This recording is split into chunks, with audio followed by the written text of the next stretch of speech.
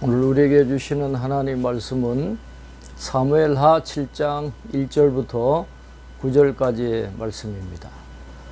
사무엘 상하 전체를 통틀어서 가장 중요한 위치를 차지하고 있는 이 사무엘하 7장은 그 유명한 다윗의 언약이 기록되어 있는 말씀입니다.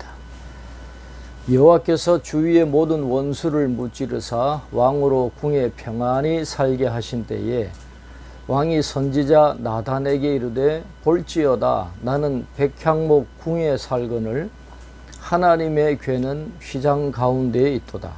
나단이 왕께 아뢰되 여호와께서 왕과 함께 계시니 마음에 있는 모든 것을 행하소서 하니라. 그랬습니다. 사울은 왕이 된 이후에 하나님의 궤를 안치할 성전을 짓는 것을 한 번도 생각해 본 적이 없었습니다. 그러나 다윗은 자신이 백향목 궁에 살고 있지만은 하나님의 궤는 그냥 휘장 가운데 천으로 된 그 장막 가운데 있다 하는 사실에 부담감을 느끼게 되었습니다. 그래서 다윗은 하나님의 궤에 특별한 애정과 관심을 갖고 있었기 때문에 하나님의 집을 지으려고 하는 그런 마음을 갖게 된 것입니다.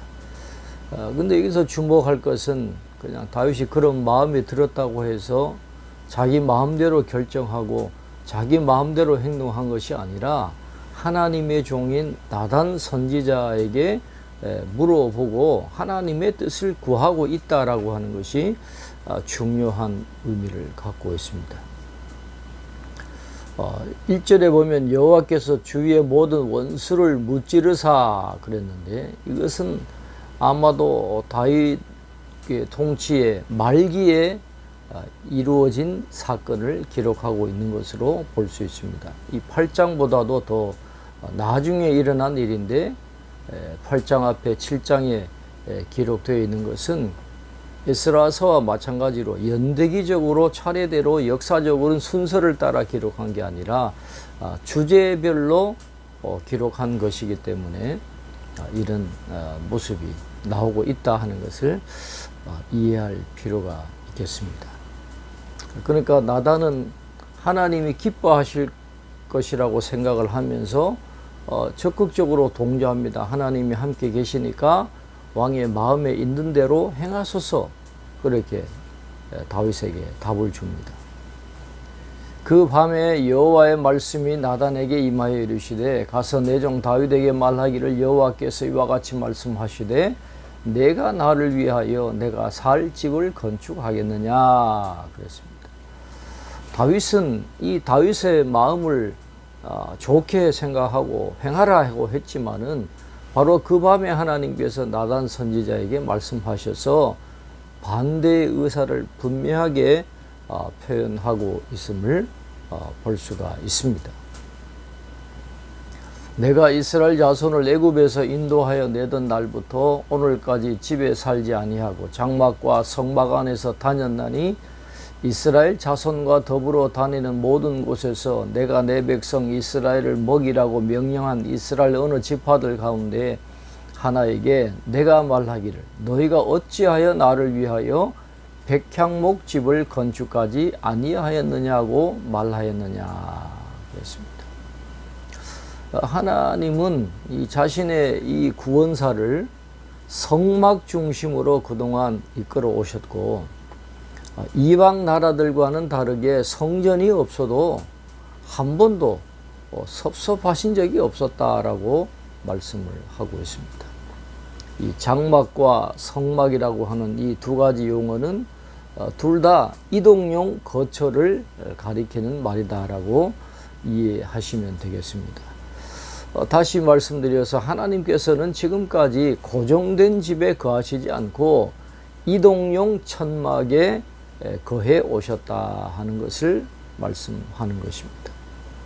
하나님은 이렇게 지극히 거룩하시고 존귀와 영광으로 가득 차신 하나님께서 화려한 장소에 계시지 않고 비천한 장소에 거하셨다라고 하는 것은 하나님께서 당신 백성들을 사랑하셔서 그들을 인도하시기 위해서 인간의 수준으로 낮아지신다 하는 것을 의미하는 것으로 이해할 수 있겠습니다.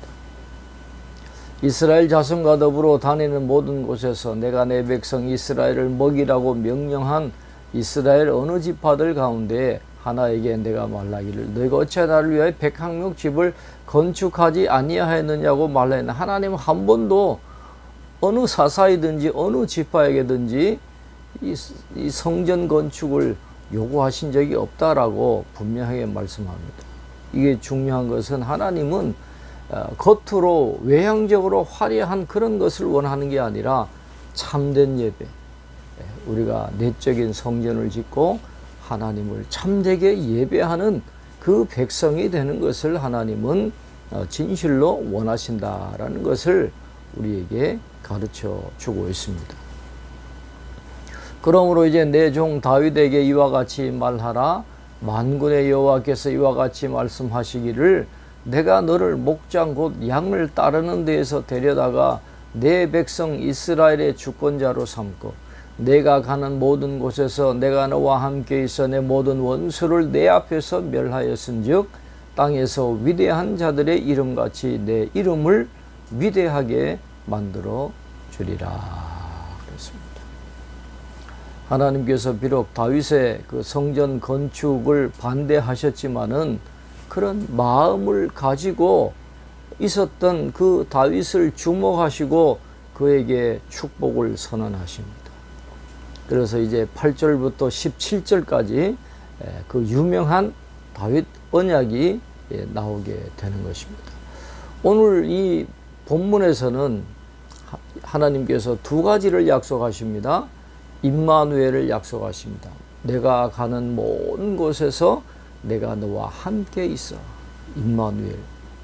그리고 내 이름을 위대하게 만들어 주겠다 하는 약속을 하시는데 이것은 다윗의 통치와 솔로몬의 통치를 통해서 많이 이루어집니다. 그러나 궁극적인 성취, 이 말씀이 의미하는 이 궁극적인 성취는 후에 오실 예수 그리스도를 통해서, 그래서 이 다윗 언약의 메시아 사상이 나타나 있다라고 이야기하는 것이 바로 그런 의미입니다. 예수님을 통해서 궁극적으로 이루어지는 그 언약이 다윗에게 주어지는데 이것이 예수 그리스도를 통해서 완성되었다면 오늘 우리 모두에게 주시는 하나님의 언약의 축복이 된다라는 것을 오늘 본문은 우리에게 가르쳐 주고 있습니다.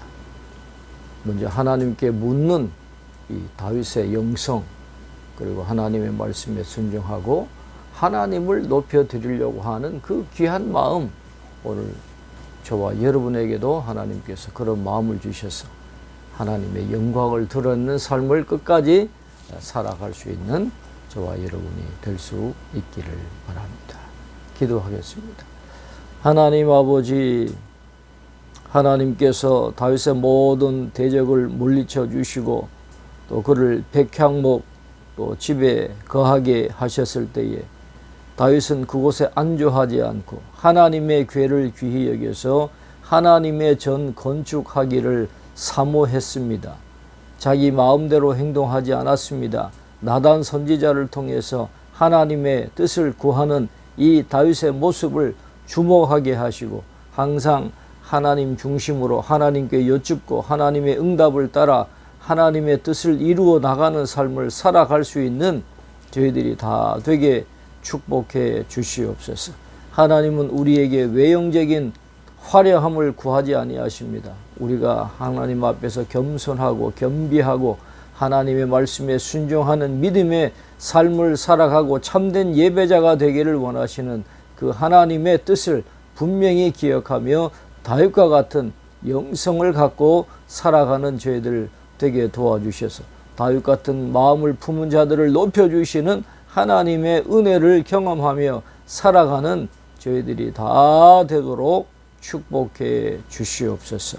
감사하고 예수님 이름으로 기도하옵나이다. 아멘.